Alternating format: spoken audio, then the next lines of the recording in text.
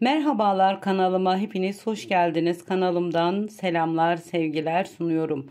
Evet, yine bir tığ işi örgü çalışması ile sizlerle birlikteyiz. Bu videomda sizlere ilk defa göreceğiniz yeni kendi tasarımım olan bir tığ işi modeli anlatacağım. Evet arkadaşlar, modelin anlatımı için elimde bu şekilde simli Alize şal ipi kullanacağım. Sizler dilediğiniz marka ip kullanabilirsiniz. Tığ numaram ise 1.30 milimlik tığ kullanacağım. Buyurun Bismillahirrahmanirrahim diyelim ve modelimizin anlatımına geçelim. Modelimi hemen tığıma ipimi sabitledim. Zincir üzerine kuruluyor. 1, 2, 3, 4, 5, 6, 7, 8, 9, 10, 11, 12, 13, 14, 15, 16, 17, 18 tane zincir çekiyorum. 18 ve 18'in katlarında zincirler çekerek modelimizi kurabiliriz. Evet, ben zincirlerimi çektim. 2 örnek üzerinde modelimi anlatacağım.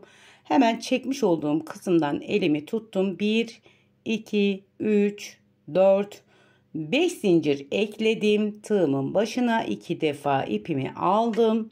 Burada hemen tutmuş olduğum kısımdan birini 1, diğer ilmeklerimi 2 2 çıkartıyorum arkadaşlar. Evet, bu şekilde bir trabzan uzattım ve bir yuva oluşturdum. Burada bir tane zincir çektim. Kaydırma tekniği ile bu zincirin etrafını çeviriyoruz. Evet, bir zincir kaydırma tekniğiyle hemen tekrar göstereyim. Bu şekilde bir zincir, 2, bir zincir, 3, bir zincir, 4, bir zincir, 5, bir zincir, 6, tekrar 7.'yi yapıyoruz aynı şekilde. 7 tane hemen şöyle sayalım. Bu şekilde 1, 2, 3, 4, 5, 6, 7 tane sık iğne yaptık diyelim. Hemen yine bir zincir ile kaydırma tekniği ile diğer taraftaki zincirime geçiyorum. Yine aynı bu şekilde diğer tarafa da 7 tane kaydırma bir zincir olarak tamamlıyoruz.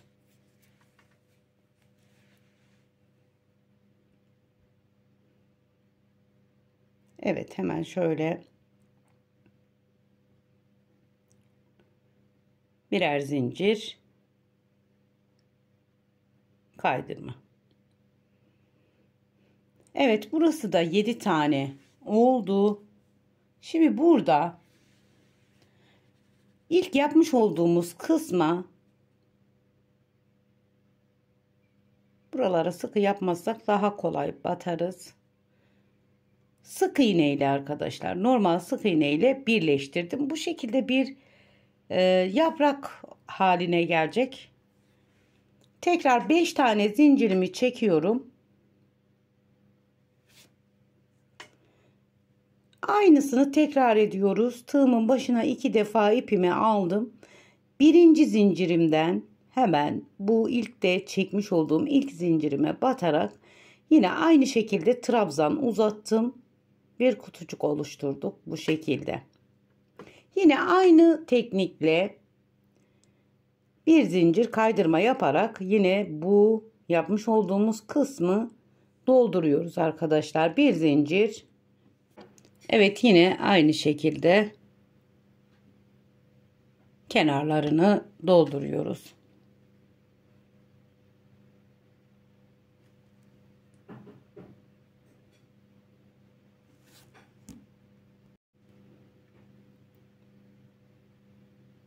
Evet, yine sayalım.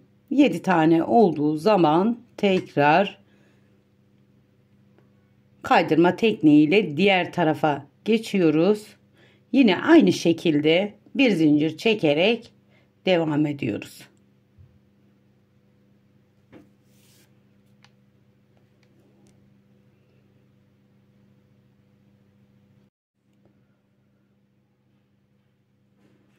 Evet, yine tekrar sık iğne ile birleştirdim. Bu şekilde üst üste 2 tane kutucuk oluşturduk. Burada alt kısmından zincirimizden sayıyoruz. 1, hemen şöyle tekrar aralayayım. 1, 2, 3, 4, 5, 6, 7, 8, 9. 9. zincirimize sık iğne ile sabitliyoruz bu yapmış olduğumuz kutucukları. Tekrar burada 1, 2, 3, 4, 5, 6, 7, 8, 9, 10, 11 tane zincir çekiyoruz. Yine alttaki zincirden sayıyorum. 1, 2, 3, 4, 5, 6, 7, 8, 9. zincirime sık iğne olarak batıyorum. Evet, modelimizi bir kez kurmuş oluyoruz arkadaşlar. Bundan sonrası tekrar oluyor. Yine aynı şekilde 5 tane zincirimi çekiyorum. Tığımın başına 2 defa ipimi alıyorum. Hemen ilk çekmiş olduğum zincirden birini 1, 2, 3, dörtlü bir trabzan arkadaşlar. Bir zincir, tekrar trabzanla zincirin kenarına aynı şekilde ilk göstermiş olduğum gibi dolduruyoruz. 7 bir tarafına 7 bir tarafına kaydırma tekniğiyle arada da diğer tarafa atlıyoruz.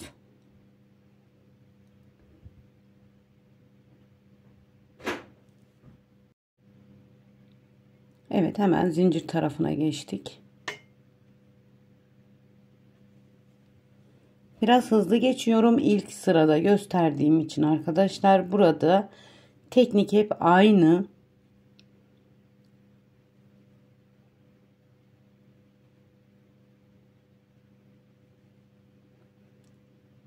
Hemen sık iğne ile birleştiriyorum. Dediğim üzere biraz sıkı tutmuşum.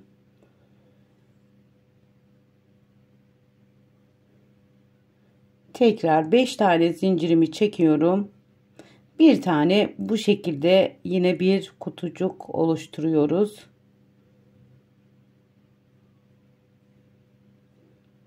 Bir zincir, bir. Hemen bu şekilde ben etrafını doldurup geliyorum. Evet, 2 tane kutucuk oluşturdum. Yine alt kısımdan 8 zincir sayıp 9. zincirimizi sık iğne ile birleştiriyorum.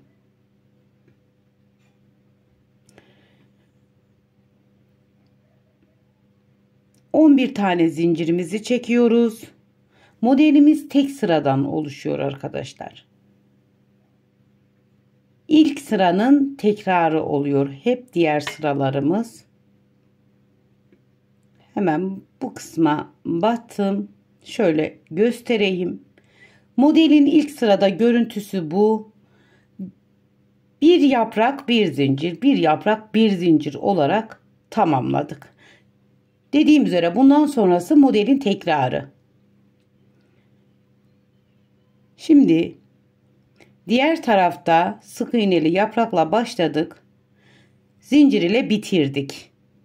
Yine burada bir zincir bir sık iğne yaptım, döndüm. Yine yaprak yapıyoruz buraya. 5 tane zincirimi çekip bir alt sırada yapmış olduğumuzu tekrar ediyoruz.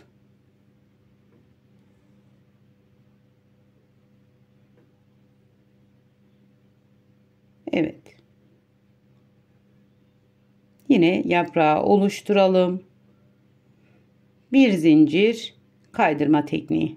1, 2, 3, 4, 5, 6 ve 7. Hemen diğer kısma geçiyorum. 1 2 3 4 5 6 7 4 5 6 7. Evet. Sık iğne ile birleştiriyorum. Üst kısmına tekrar bir tane daha aynı 5 tane zincir. Hemen yine ben aynı şekilde yapıp geliyorum. Evet. 2 tane üst üste daire yuvarlak yaptık. Sıradaki zincirimize sık iğne olarak yine batıyorum. Zincir 11 tane zincir çekiyoruz.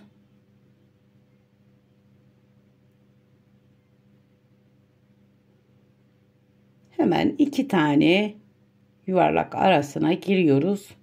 Bunlar yaprak gibi görünecek arkadaşlar. Modelin bitişi çok güzel. Şimdi yine yaprak yapıyoruz. Yani modelin tekniği zincir 2 yaprak, zincir 2 yaprak.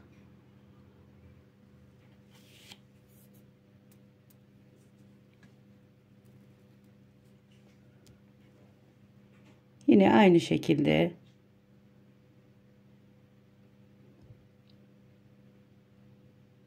daire yapıyoruz.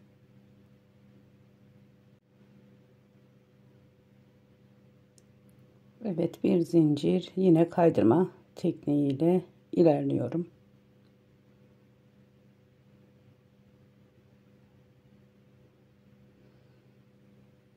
Diğer kısma geçiyoruz. Yine aynı şekilde 7 tane sık iğne diyelim, dolduruyoruz.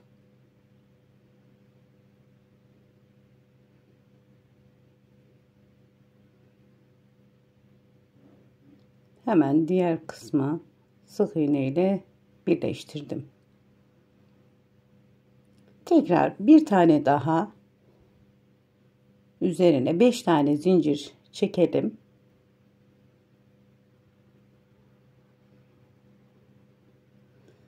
İki defa tığımın başına ipimi aldım. Dörtlü bir trabzan yapıyoruz. Yine kenarını doldurup geliyorum. Evet, bu şekilde 3 yaprak oluştu. Hemen ilk zincirimizin içine sık iğne ile sabitledik. Burada yine 11 tane zincirimizi çekiyoruz.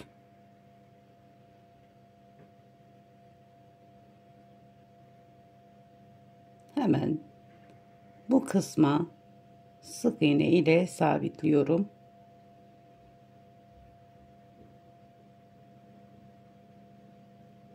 Bu şekilde bir görüntü. Yine aynı dediğim gibi bir ilk sıranın tekrarı oluyor. Modelimiz bir sıradan oluşuyor. Hemen yapraklarımızı görüyorsunuz arkadaşlar. Bir zincir çekip bir tane sık iğne, bu üçüncü sıramız tekrarı oluyor. Bu iki son yapmış olduğumuz sıra tekrar. 5 tane zincir, yine yaprak yapıyoruz.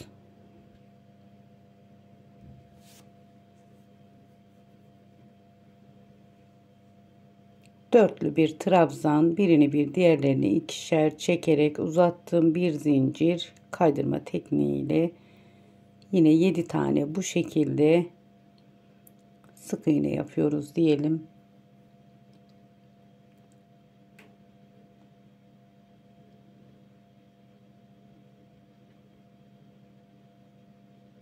Diğer kısma atlıyorum.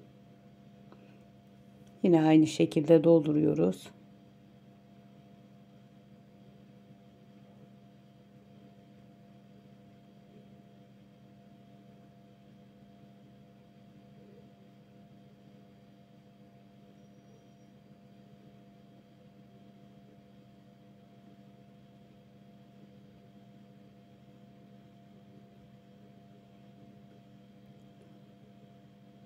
Tekrar bir tane daha yapıyoruz.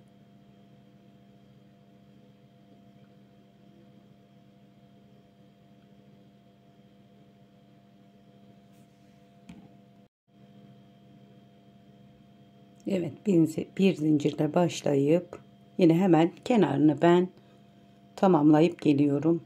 Evet, tamamladım. Hemen zincirimin içine sabitledim sık iğne ile. Yine zincir çekiyoruz.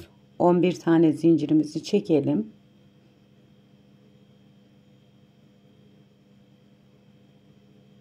Hemen bu kısma sık iğne olarak battım.